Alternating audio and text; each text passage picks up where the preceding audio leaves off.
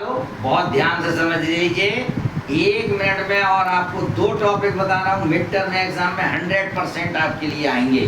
क्या है topic? Ohm's law. Electric के चैप्टर में ओम्स लॉ क्या है देखिए। The electric current through the conductor between 2 points directly proportional to the voltage यानी potential difference and inversely proportional to the resistance across the 2 points at constant temperature. यानी एक wire ले लीजिए और वायर में अगर आप करंट लगाइए, जो करंट जाएगा उतना पोटेंशियल डिफरेंस भी जाएगा। यानी करंट बढ़ेगा तो पोटेंशियल डिफरेंस बढ़ेगा, करंट कम होगा तो पोटेंशियल डिफरेंस कम होगा। इसको हम बोलते हैं ओम्स लॉ। यानी B is directly proportional to the I and B upon I is the constant. यानी ये रेशियो जो है कांस्टेंट रहता है, B और I का चेंज नहीं होता है। जो इस कांस्टेंट की जगह पर हमने R लगाया और R कांस्टेंट की तो B इक्वल्स टू IR, ये इसका फॉर्मूला हो गया B को निकालने का।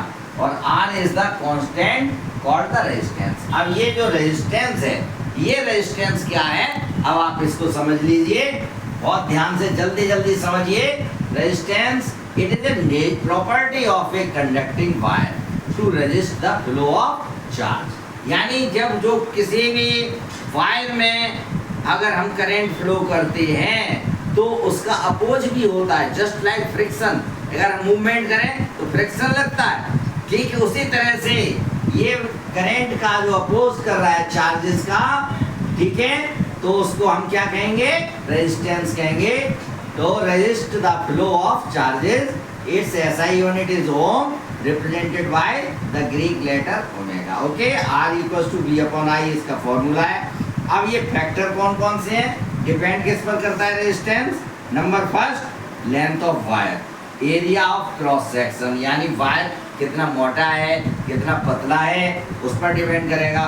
नेचर ऑफ मटेरियल, यानी जो वायर बना हुआ है वो किस मटेरियल का बना हुआ है, कॉपर का है, आयरन का है, एल्यूमिनियम का, इस पर डिपेंड करता है रेजिस्टेंस। तो ये आपके 2 क्वेश्चन कंप्लीट हो जाएंगे एक टॉपिक में। बहुत जल्दी शेयर कीजिए, लाइक कीजिए और कमेंट भी कीजिए। नेक्स्ट प्रॉब्लम्स के लिए अपनी पूछिए, तैयार रहिए। ओके।